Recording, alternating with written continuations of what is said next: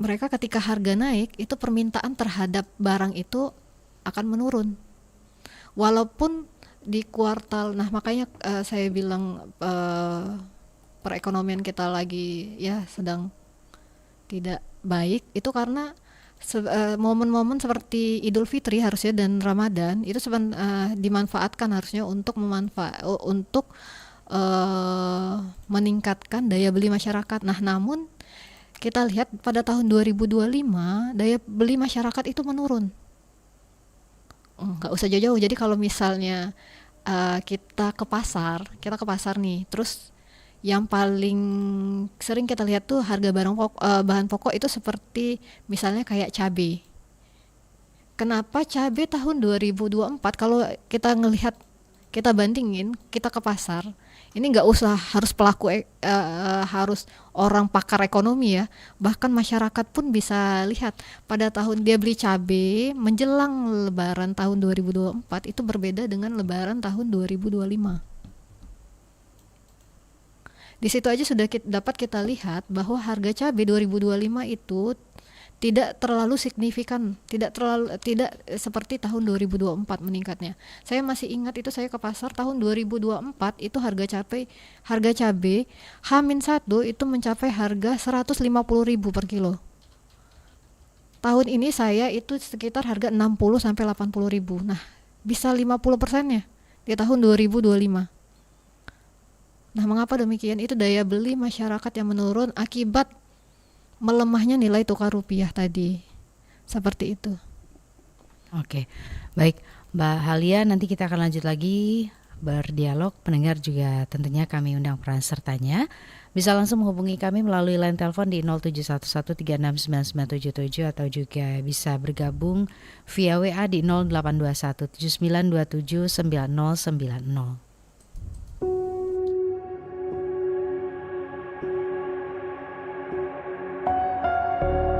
Kilau Pancasila, refleksi dan implementasi Pancasila untuk anak negeri. Saudara dan saudari yang saya hormati, kalau kita membaca berita yang ada satu gebrakan yang sangat menarik dari Gubernur Jawa Barat yang dikenal dengan julukan KDM atau Kang Deddy Mulyadi.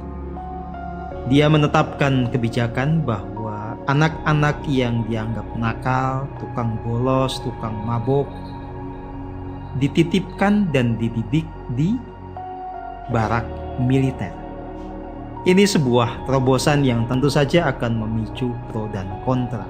Tetapi sebetulnya kita bisa belajar dari pola yang sama yang terlebih dahulu diterapkan oleh Republik Rakyat Cina.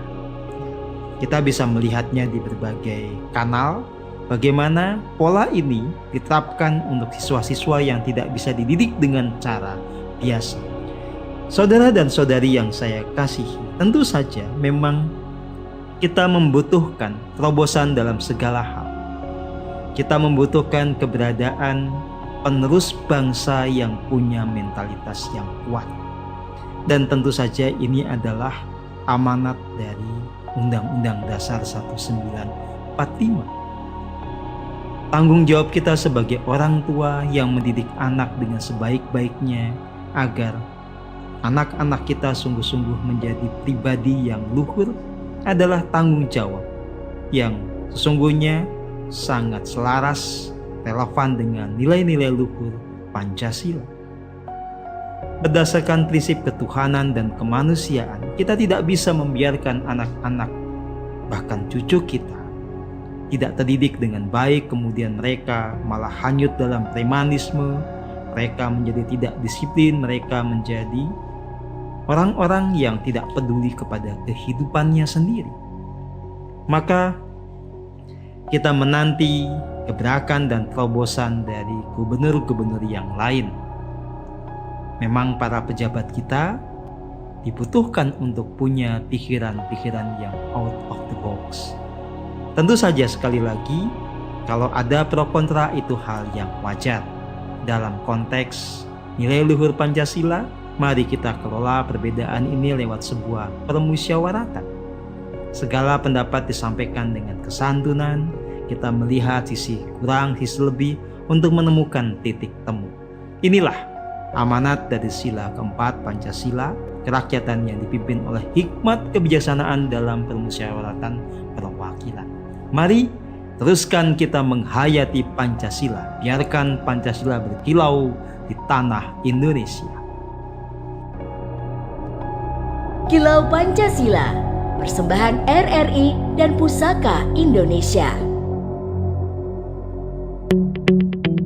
RRI Digital dengan tampilan baru, berbagai konten kolaborasi dari berbagai program nasional, termasuk siaran visual langsung, siaran radio langsung, daftar putar musik, podcast, berita video, dan berbagai fitur interaksi pengguna dalam permainan. Berbagai konten menarik seperti suka, komentar, dan berbagi, serta obrolan langsung dengan penyiar dan pengguna. Pesan langsung dan fasilitas obrolan pribadi antara pengguna aplikasi juga tersedia. RRI Digital tersedia di Google Store dan App Store. RRI Digital.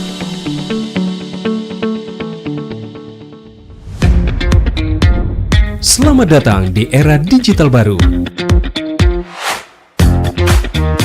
RRI News kini hadir di genggaman Anda dengan aplikasi mobile terbaru. Temukan berita online terkini, cepat, dan terpercaya langsung dari perangkat Anda dengan fitur pembaruan berita real time dari aplikasi mobile RRI News. Anda tak akan pernah ketinggalan informasi.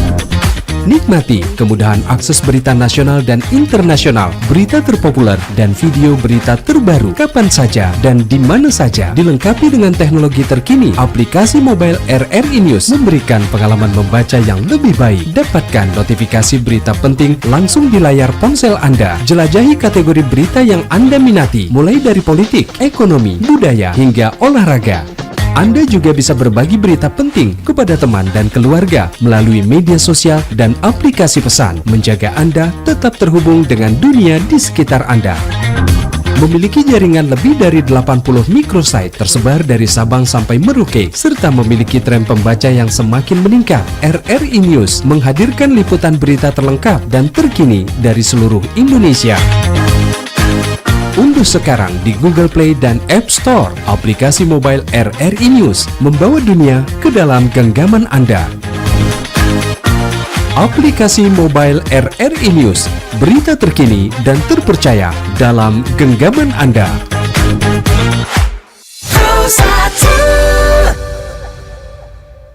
92,4 FM Pro 1 RRI Palembang, kanal informasi dan juga inspirasi, masih terus menemani Anda pendengar dalam rangkaian Mozaik Indonesia edisi inflasi untuk kesempatan sore hari ini.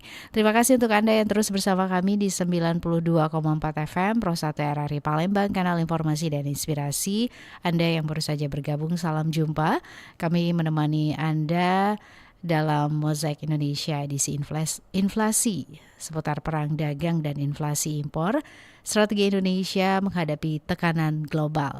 Yang ingin ikut bergabung, ada pertanyaan atau komentar yang ingin Anda sampaikan terkait topik yang kami hadirkan. Silakan ya, bisa langsung menghubungi kami melalui line telepon di 0711369977 atau Anda juga bisa bergabung via WA di 082179279090. Kami bersama Mbak Halia Butra Aini SEME, dosen ekonomi pembangunan di Fakultas Ekonomi Universitas Sriwijaya. Baik, Mbak Halia, ini terkait dengan topik yang kita hadirkan di sore hari ini ya. Ini perang dagang dan inflasi impor, strategi Indonesia menghadapi tekanan global. Nah, ini tentu strategi yang dapat dilakukan Indonesia agar tidak terjebak dalam konflik perang dagang ini apa nih Mbak Halia? Nah, tadi sepertinya saya sudah menjelaskan tentang strategi yang sudah dilakukan Indonesia tadi oleh Bank Indonesia saja. Nah, sedangkan harus ada kontribusi dari semua pihak, baik dari pemerintah, Bank Indonesia sebagai otoritas moneter, pelaku usaha itu sendiri, bahkan sampai ke masyarakat. Itu punya perannya masing-masing untuk menstabilkan perekonomian. Nah, apalagi dalam kondisi seperti ini, nah, langkah strategis dari semua pihak itu akan menjadi kunci keberhasilan perekonomian. Nah, walaupun ya, misalnya kita lihat data pertumbuhan ekonomi kita. Nah, walaupun data pertumbuhan ekonomi baik, pertumbuhan ekonomi itu bukan satu-satunya indikator keberhasilan pembangunan, apalagi negara berkembang seperti Indonesia. Jadi peran yang pertama itu ada peran pemerintah. Pemerintah itu mungkin dari sisi industri itu mempercepat program hilirisasinya ya. Artinya tidak lagi hanya mengekspor bahan mentah seperti ini. Kan kita karena kita terkenal dengan penghasil sumber daya alam kita yang besar. Jadi kita ngekspor nih bahan mentah. Nah, kenapa tidak bahan jadinya saja yang kita ekspor langsung? Jadi enggak hanya mengekspor bahan mentah seperti nikel, batu bara, ataupun sekarang ya CPO kelapa sawit, tapi juga mengolahnya menjadi produk bernilai tambah di dalam negeri. Contohnya hilirisasi nikel di daerah Sulawesi Tengah ya, di daerah kalau tidak salah Morowali namanya. Itu daerah sana nikel itu diproses menjadi stainless steel hingga bahan baku baterai kendaraan listrik. Nah, itu tidak hanya meningkatkan nilai ekspor tapi juga menciptakan lapangan pekerjaan. Karena kan tadi yang tadinya hanya mengolah bahan menjadi bahan baku saja, sekarang diolah menjadi bahan jadi, berarti pekerjanya makin banyak nih. Jumlah tenaga kerja yang diperlukan akan semakin banyak. Nah, itu akan mengurangi ketergantungan kita pada impor produk olahan. Nah, selain itu pemerintah juga memberikan insentif pajak nih, seperti yang kita ketahui super deduction tax itu hingga 300% bagi perusahaan yang melakukan riset dan inovasi teknologi lokal. Nah, semua ini diarahkan untuk mendukung substitusi impor tadi dan memperkuat industri di dalam negeri.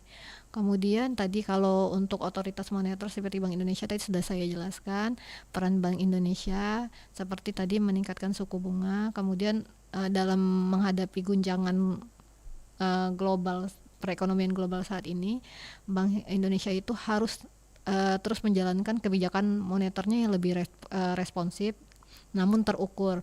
Nah, kita kan tadi sudah saya jelaskan, melihat BI ini kan naikin suku bunga acuan serta bertahap untuk menahan laju inflasi. Nah, kemudian adanya intervensi oleh BI di pasar valuta asing dengan menggunakan cadangan devisa itu baru diumumin kemarin ya, sebesar lebih dari 130 miliar dolar AS itu untuk menjaga stabilitas nilai tukar rupiah. Stabilitas makroekonomi ini yang menjadi pondasi ya bagi dunia usaha dan masyarakat untuk bergerak di tengah tekanan global. Kemudian untuk pelaku usaha sendiri itu untuk pelaku usaha itu diharapkan dapat merancang ulang rantai pasoknya, tadi sepertinya sudah saya jelaskan juga, dengan mencari alternatif lokal untuk bahan baku yang selama ini diimpor. Contohnya itu ada PT Pan Brothers Tbk, salah satu perusahaan tekstil ya gitu terbesar di Indonesia, itu yang kini mulai mengandalkan kapas lokal dan serat sintesis dalam produksinya. Nah, demikian juga itu ada perusahaan Toyota Indonesia itu meningkatkan kandungan lokal dalam mobil produksinya itu hingga 80% sekarang. Nah, itu dapat upaya-upaya yang seperti ini itu dapat membuat industri kita lebih tahan terhadap fluktuasi harga global. Nah, kemudian yang terakhir nih, yang harusnya berperan paling penting itu tadi sudah saya jelaskan juga, itu dari sisi masyarakatnya. Nah, mencintai produk lokal, kemudian mengkonsumsi produk lokal. Nah, kemudian ada gerakan nasional bangga buatan Indonesia ya sekarang. Nah, misalnya itu kan dapat mendorong masyarakat untuk membeli produk UMKM lokal melalui e-commerce. Maaf. Dengan nilai transaksi yang mencapai puluhan Baik, tentunya pendengar kami masih terus bersama Anda dalam Mozaik Indonesia edisi inflasi untuk kesempatan sore hari ini ya. Kami masih berbincang ini bersama dengan Mbak Halia Butra Aini SEMA, dosen ekonomi pembangunan Fakultas Ekonomi Unsri. Baik Mbak Halia, kita juga sudah ada di akhir perbincangan kita di sore hari ini. Mungkin ada pesan penting lainnya yang ingin ditambahkan untuk pendengar, silakan Mbak Halia. Jadi di tengah maaf. Jadi tadi kan sesuai dengan tema, langkah strategi apa sih yang dilakukan untuk menghadapi Tekanan global ini ya. Jadi jika semua pihak tadi yang saya sebutkan, yang sudah saya jelaskan, bersama-sama baik memperkuat hilirisasi, baik pemerintah memperkuat hilirisasi, kemudian Bank Indonesia menjaga stabilitas, terus dunia usaha juga berinovasi dengan bahan baku lokal, serta masyarakat yang mencintai produk negeri, maka mungkin kita akan lebih kuat dalam menghadapi badai global. Kan Indonesia ini tidak hanya akan bertahan, tetapi juga akan tumbuh sebagai ekonomi yang lebih mandiri dan resilient di masa depan. Baik, Mbak Halia, terima kasih yang pasti sudah berbagi informasinya untuk pendengar di sore hari ini. Semoga dapat bermanfaat, sukses terus aktivitasnya Mbak Halia ya. Baik, terima kasih. Terima kasih, Assalamualaikum. Waalaikumsalam warahmatullahi wabarakatuh. Baik pendengar, demikian Mozaik Indonesia edisi inflasi untuk hari ini ya, bersama Mbak Halia Butra Aini SEMA, ini dosen ekonomi pembangunan di Fakultas Ekonomi Universitas Sriwijaya. Tadi kita sudah berdialog seputar perang dagang dan inflasi impor, strategi Indonesia menghadapi tekanan global. Saya Esi dan rekan Bunga pamit, terima kasih. Wassalamualaikum warahmatullahi wabarakatuh. Baru saja Anda dengarkan Mozaik Indonesia.